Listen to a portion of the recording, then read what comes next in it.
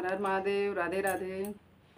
सोने के खड़वा राजा दशरथ तक खुटुर खुटुर चले हो। सोने के खड़वा राजा दशरथ तक खुटुर खुटुर चले हो। राजा होई गई न नगर में सोर, कौशल्या रानी बाजिनी हो। राजा होई गई न नगर में सोर, कौशल्या रानी बाजिनी हो। सोने के खड़वा राजा दशरथ तक खुटुर खुटुर चले हो। हे राजा होई गई न नगर में सोर, कौशल्या रानी बाजिनी हो।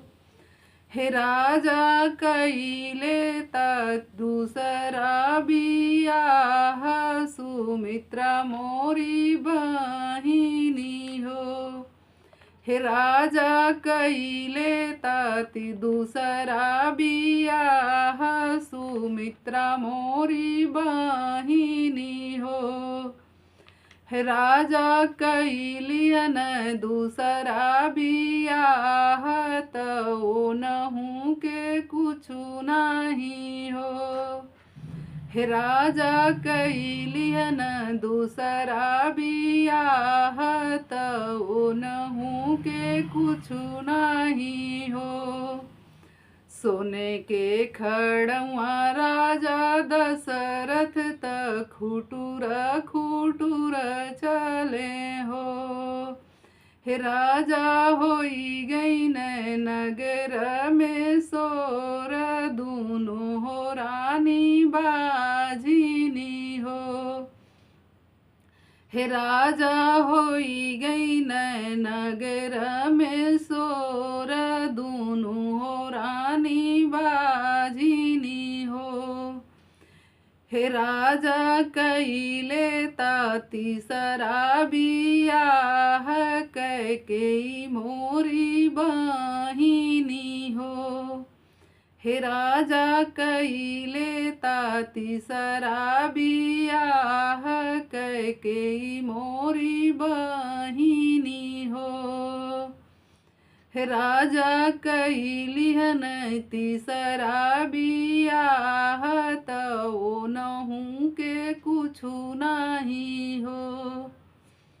हे राजा कैलिहन तीसरा बियाह, तो नहू के कुछु नहीं हो।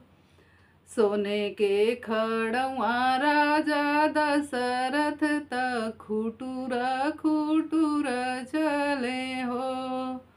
सोने के खड़वा राजा दशरथ तक खुटुर खुटुर चले हो। हे राजा होई गई न नगर में सोर, तीनों हो रानी बाजिनी हो। हे राजा होई गई न नगर में सोर, तीनों हो रानी बाजिनी हो। मोरे पीछवरवा विषधरवा भैया, तोहू मोरे हित हउआ हो। मोरे पीछवरवा विषधरवा भैया, तोहू मोरे हित हउआ हो। भैया देई देता जहर दवैया, महान पीहित हो।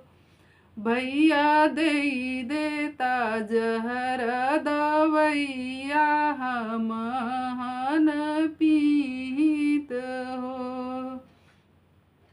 रगड़ी रगड़ी पिसक केरा, रगड़ी रगड़ी पीसेनी कौशल्या रानी, अवरु सुमित्रा रानी हो। रगड़ी रगड़ी पिस कौशल्या रानी अवरु सुमित्रा रानी हो। सिल धोई पिएली कैकेयी रानी तीनों रानी गर्भेनी हो।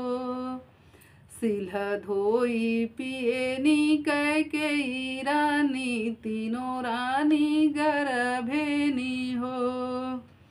कौशल्या के जनमेन राम सौ सुमित्रा के लक्ष्मण हो। कौशल्या के जनमेल राम सुमित्रा के लक्ष्मण हो।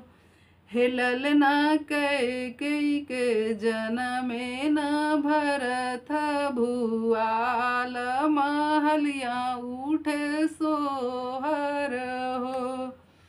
हे ललना कैकेयी के जनमेल भरत भुआल महलिया उठे सोहर हो।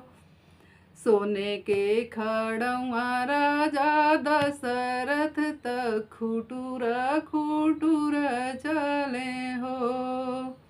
हे राजा होई गई नगर में सोर तीनों रानी बाजिनी हो।